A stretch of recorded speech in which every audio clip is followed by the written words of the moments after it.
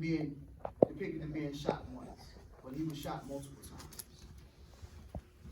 We have reason to believe and confirm suspicion from speaking with multiple witnesses on the scene that Daniel Tosio was shot additional times while he laid on the ground, no longer a threat to anyone, after the initial shots was depicted in the video.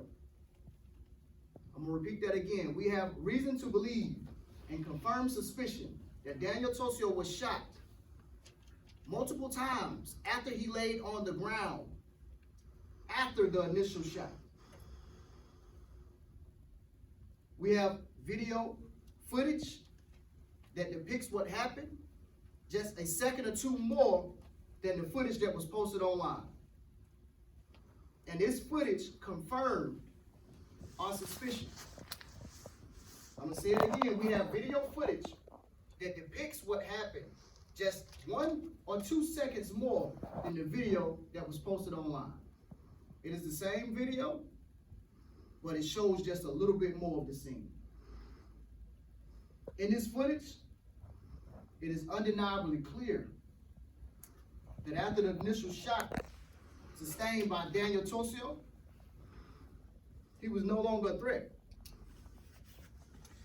We've combined this footage with the excerpt from a witness in the interview we conducted with the witness on the scene.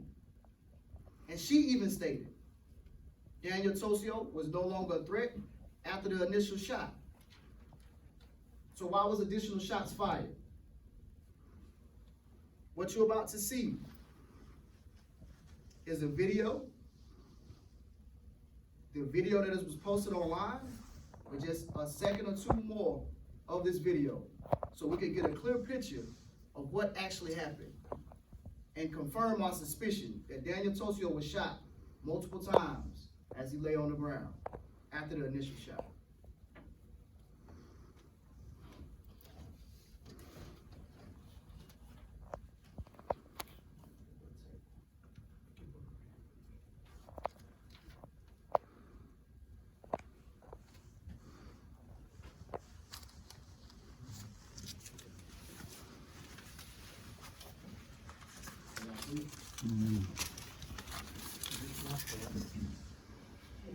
Whatever, you got it? Yeah, it would be. You hit the lights?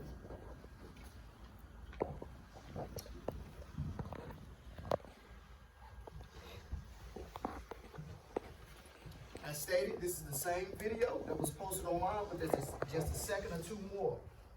Now, the voice that you're about to hear on this video is the interview we conducted with the witness. It's an excerpt from her statement we conducted with the witness, the eyewitness on the scene. I will play the video from where the initial shot began. This is the initial shot. As you can see, Daniel Tosio is jumping back. This officer is jumping back. This officer has already fired his weapon and struck Daniel Tosio. And we'll play the video from there.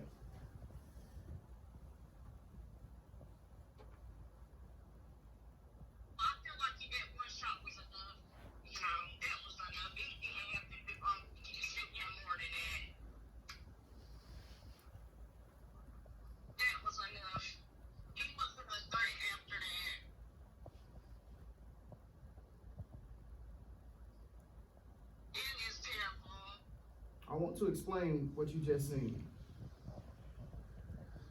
This is the initial shot with Daniel Tosio. As you see, he's falling to the ground. He falls to the ground.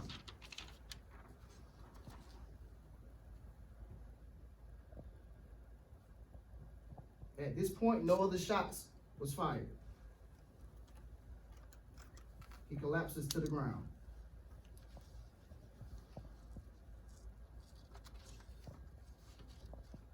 As he lay on the ground, officer walked in front of him.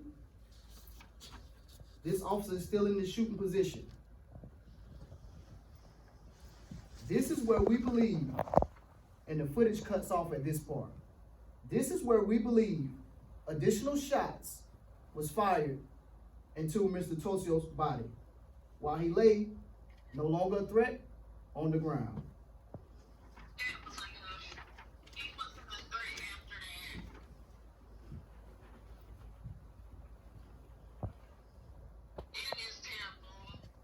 Kerwin, which officer do you allege fired those additional shots? Because there's several there. The Just same want to be officer. clear. The same The officer. same, so this is the same officer who fired initially, So the one right this there. officer right here. Okay. And as you can see, he fires. And you fall to the ground. He's still in his shooting stance. So you believe right there he's firing again? I believe after the video cuts off, as you can see, another officer is walking in front of him. So I don't think he fired right then because that officer would have responded by moving out the way. So you believe it occurred after the video It cuts occurred off? after the video cuts off. Which the body camera video should show. The body camera video will show. Gotcha. And we just wanna be clear, just for the record, we don't know who was shooting, we don't know which officers it were. We are not stating definitively one way or the other if there was one shooter or multiple shooters. With the 5-day report that comes out from RPD tomorrow, we should be able to get those details confirmed. What we are stating at this point is what it appears to us from our investigation, what we see and what we understand. We are by no means saying that this is conclusive evidence. We are simply saying this is an alternative theory that we are offering. Can you move up to the Confirmed podium? suspicion. Oh, no. Okay. I'm about to call up. So, Okay. as she stated, what we're saying is we have confirmed suspicion that this is what took place. We're not saying definitively that who fired what, but what we are saying is we have confirmed suspicion from multiple eyewitnesses on the scene that Daniel Tosios was shot additional times as he lay on the ground. Have you guys conducted an autopsy yet independently to prove that there's been multiple gunshot wounds to his body? But we're gonna get to that in 1 second. Well, yes or no? That's a yes or no. So, Hold on. Can you tell us who you are, ma'am? My name is Attorney Dawn Blagrove. I'm the Executive Director of Emancipate NC. Okay, spell that for me, please. BLAGRO, V as in Victor, E as in Edgar. What we can say definitively about the shots is that the medical report that was provided to the family clearly indicates that Daniel was shot multiple times. Let me just lay the groundwork. We will not be providing a copy of that to anyone. We will not be showing that to anyone. That will not make it into the public media, into the public arena through us. But we can say without question that based on the report that the family has received, Daniel was shot multiple times. Will you ask for an independent autopsy yourself? We haven't gotten there yet. We're not clear that we will need that. It will depend on what we hear from RPD tomorrow. Based on 2, 3, 4, you know? We won't go into it, but just multiple shots. based on the medical report, where was he shot? We will not go into those details today. Can either of you talk about the knife? Because that's obviously been in most of the reports, it's in the video. You did talk about him being disoriented. Can you talk about him having a knife in his hand?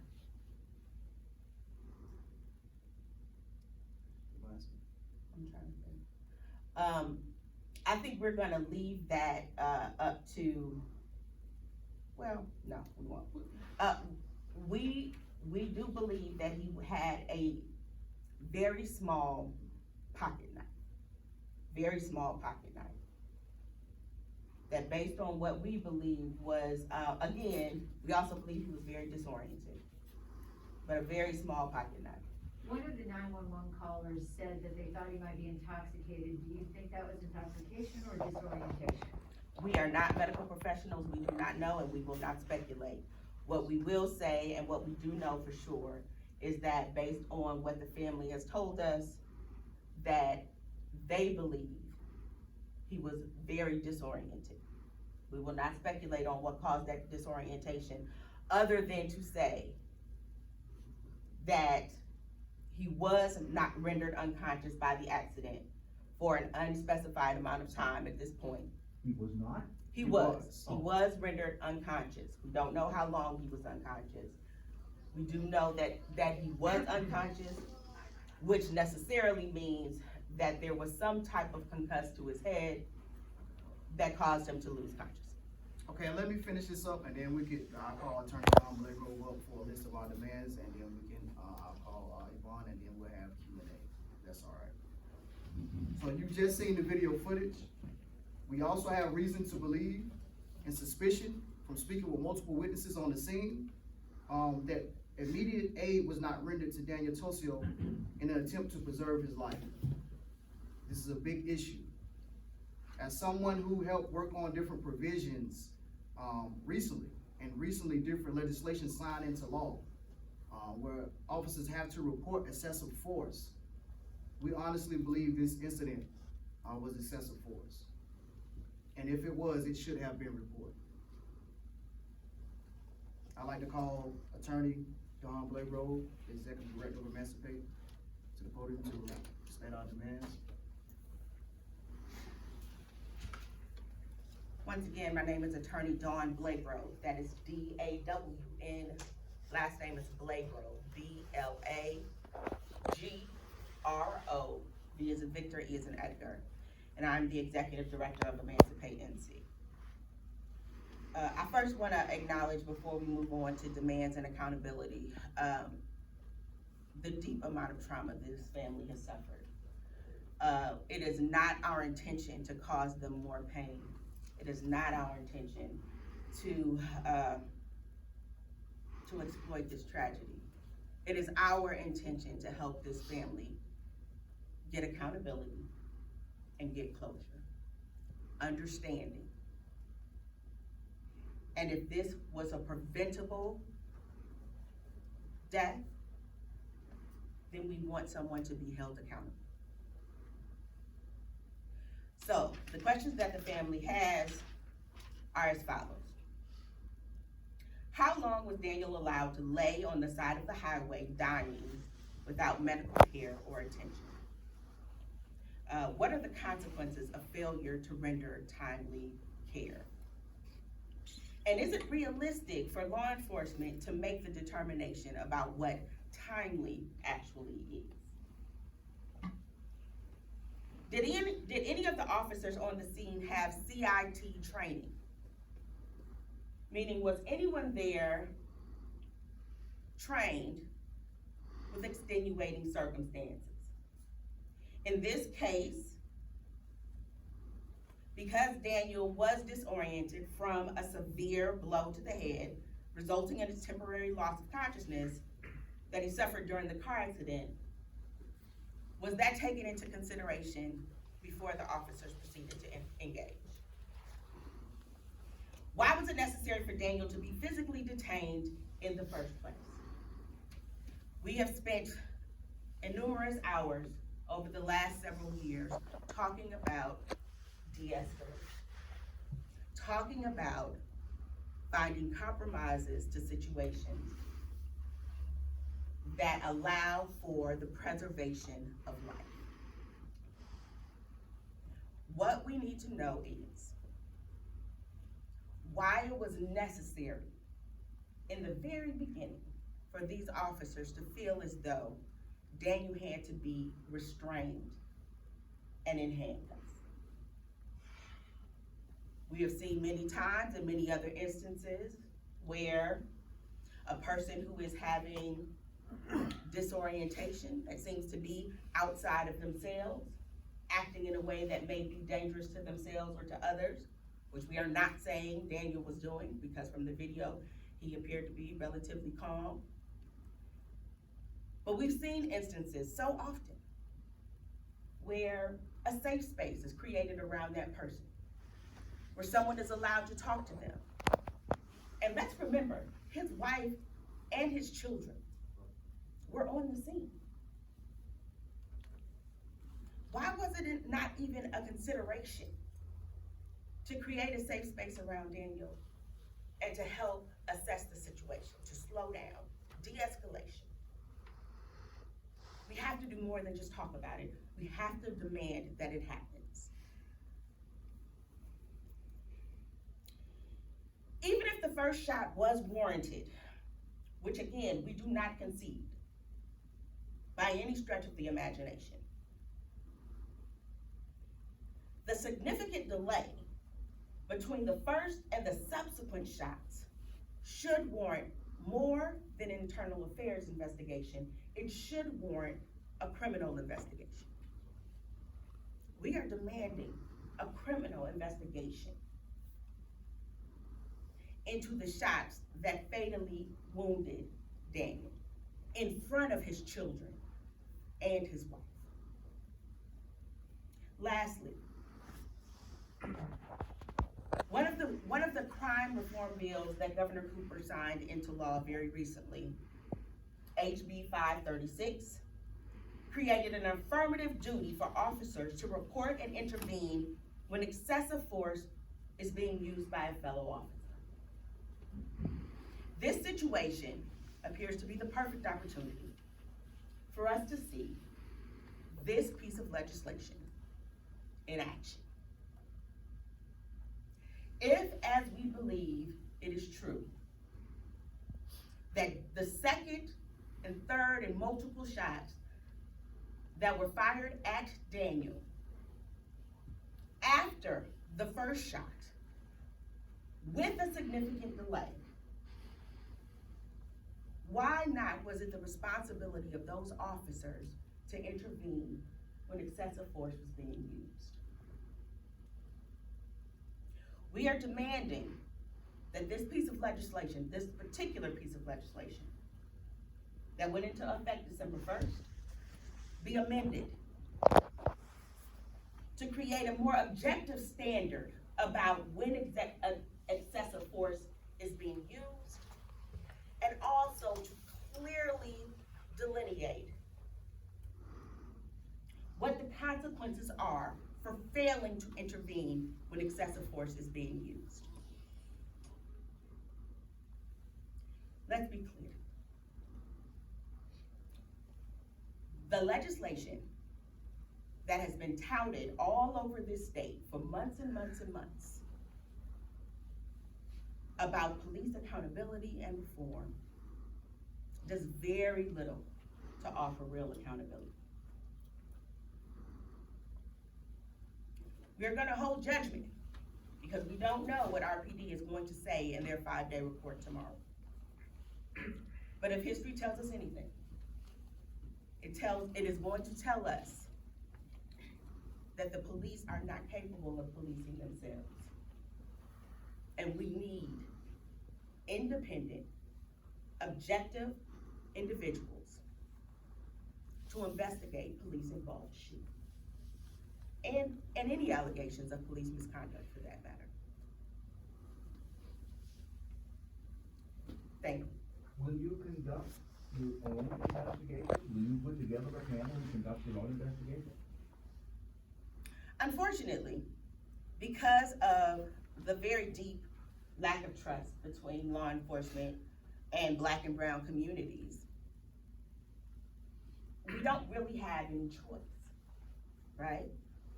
What we know for sure is that when police are left to their own devices, when law enforcement are left to their own devices, we only get one narrative. And very often that narrative is one that is skewed very heavily in favor of whatever actions the law enforcement officers took.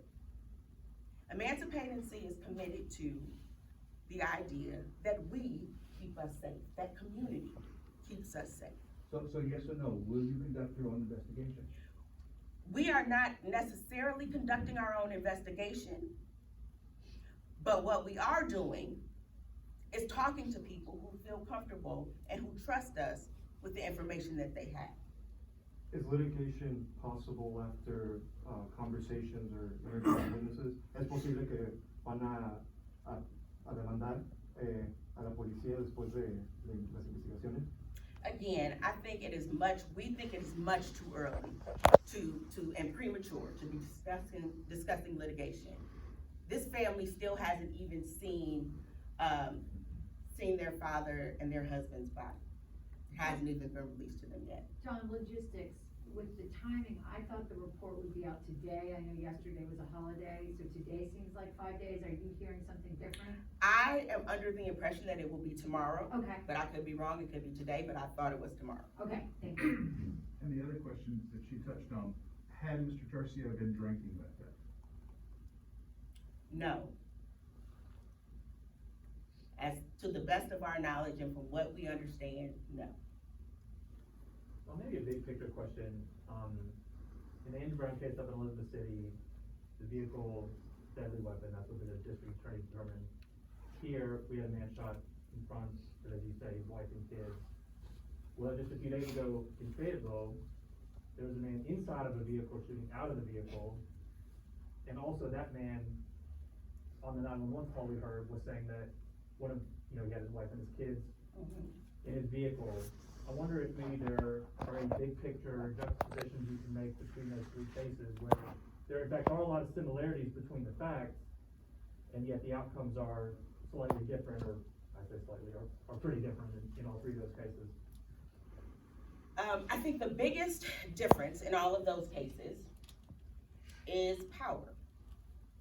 Who has power and who believes they have the authority to use excessive force, to use lethal force in any instance. In the case in Fayetteville, which is still developing, right?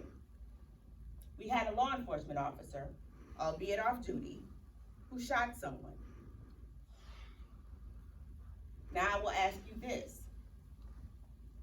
If a non-law enforcement officer shot someone out of their car,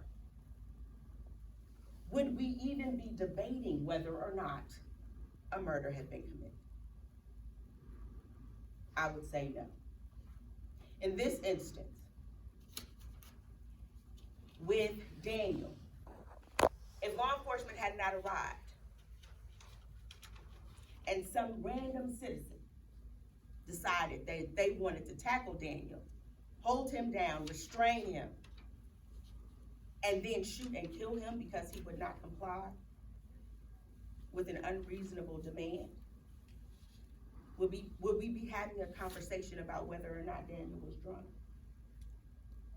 Or would we be having a conversation about vigilantism and excessive force? That is the difference. I wanna speak to that. Law enforcement has an outsized amount of power in any interaction. And whether they are on duty or off duty, there is a culture within law enforcement of entitlement. That is what we have to fight. Let me speak to this, and I wanna speak to this one point. Regardless of the circumstances leading up to the fact of the incident that happened, regardless of what Daniel partook in or did, it still does not warrant this man to be shot, especially after he was deemed no longer a threat. We cannot lose sight of the bigger picture here. This is the issue at hand. Was this shooting excessive? So regardless of what may have occurred, leading up to that point, do he still deserve to be shot down like a dog? Even after, in front of his family, even after he was rendered no longer a threat. And with that being said, I now like to call. Good morning, everyone. My name is Ivan Almonte. Can you spell that for us, please? First name Ivan, I-V-A-N. Last name Almonte, A-L-M-O-N-T-E. I'm a community organizer and founder of Respuesta Rápida of Durham. As a longtime community organizer, this case is just one of many cases that always the community are reaching out to us to look for support, right? Power. In many cases, the community, it's always don't feel safe, about issues about being a victim of a crime, but also they're always afraid to call the police because they will end up like Daniel, right? Looking for help, but at the end of the day, they get killed in front of their families, arriving at their homes and do whatever they want because they have the power. Also, the language barrier has been also one of the issues in many other cases, right? You know, I have been in a car accidents at least once, and I understand how the family feels because, you know, when that happens, you're not conscious about it, right? So I'm just asking the community, especially the Hispanic community, if you have videos, if you witness, if you were there, reach out to us. We wanna support one of our members because the family needs our support. So don't be quiet about it. We had to do it together. This must stop because we need justice for them. And please keep supporting the family because they had to cover funeral expenses. Okay, so Black and Brown together, thank you. What is being done for the family monetarily right now? Is there an organized effort to raise money for them? Yeah, they had created a GoFundMe, and we haven't reached out our goal, but you know, obviously there are a lot of expenses that we need to cover. So, yes, and thank you to the media who has shared the link, the GoFundMe link, but we need to reach out our goal soon because the funeral will come soon. Thank you.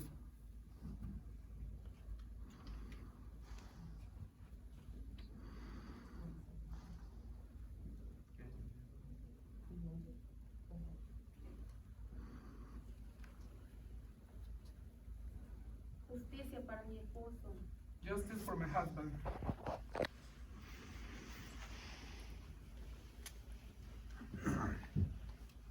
Lo asesinaron delante de mis hijos, delante de mí. They killed him for me and my children. Él no les estaba haciendo nada.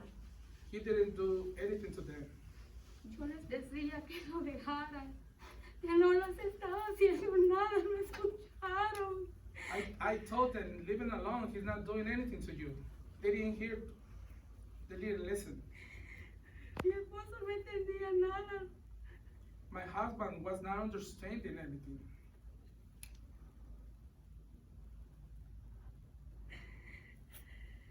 Mis hijos gritaban, les decían que no lo mataran también. My children were yelling and asking them to not kill him. Lo asesinaron como que era perro. No les importaba nada. He was killed like a dog. They didn't care about him. Como que andaban más malos policías que él. They were like more police. I think they were not conscious about it.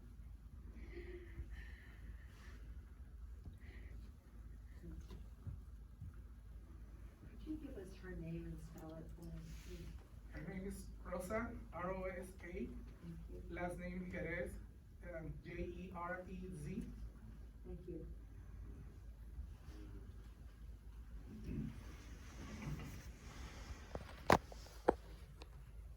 Would there be any more questions before we close? Una pregunta más, just one more question, surrounding the circumstances that led up to this.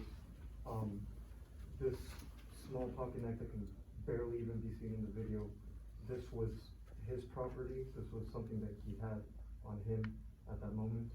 Or I just wanted to know where it came from, if it belonged to him or, you know, right up until the moment that happened.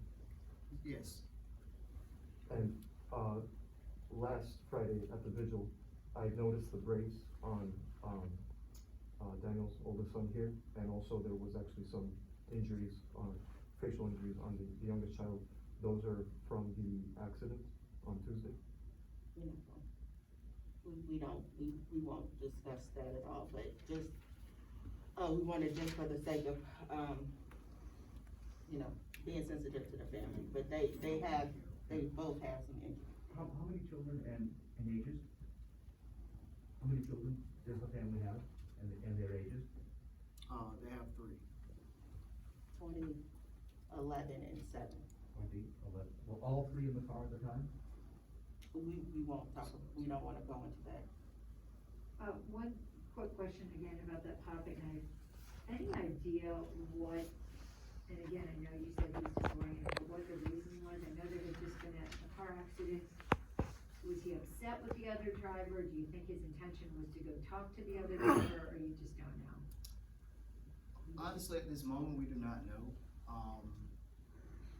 But thinking after a severe car accident to where your car flipped several times and you're not unconscious. I'm pretty sure he woke up extremely disoriented, and confused. So it's a strong possibility. Did you normally carry the pocket knife?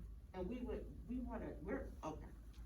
What we don't wanna do, what we're not going to do, is focus on this pocket knife. Well, so that's the reason that they shot him, because they alleged he had a weapon. I appreciate that, but we are not going to continue to feed that narrative. Law enforcement officers are trained professionals. If I pulled out a pocket knife on any of you right now, and you pulled out a gun and shot me, you would go to prison. There would be no question about that. Now, I'm a criminal defense lawyer. I'm not just talking what I don't know, okay?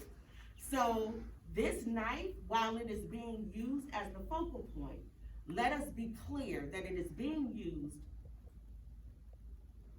to manipulate the tragic outcome and public persona. We will not continue to feed that narrative. Whether Daniel had a thumb pin or a kitchen knife, based on what we can see from that video, what we've all seen, he was not wielding, crazily trying to attack anyone. He was walking, tased, falls to the ground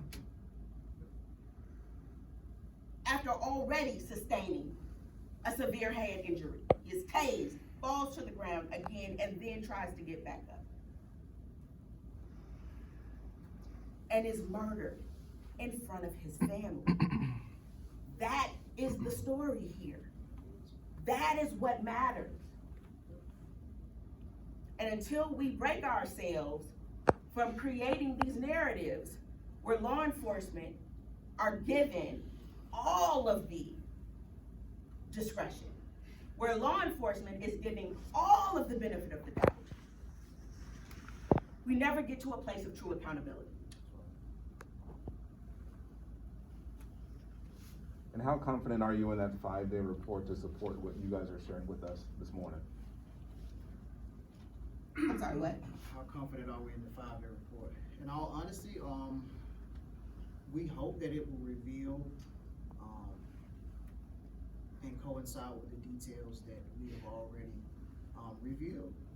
But if it differs, meaning manipulation on the part of law enforcement or the police department, we will not be surprised. And that is not necessarily a dig at RPD. What it is a History of not having transparency. historical reflection of what we've seen happen over and over again when law enforcement is left to police themselves. We get one narrative initially, and then after the community speaks up, does its own investigation, keeps itself safe, we find out that things have gone very, very differently. So at this point, what we're asking you is to suspend that exaggerated belief in law enforcement that has over and over again been abused. And that is not a swipe at law enforcement, that is a historical fact. And be open to the idea that Daniel could and should be home with his family. Thank you for coming out. Thank you. See you in the press conference.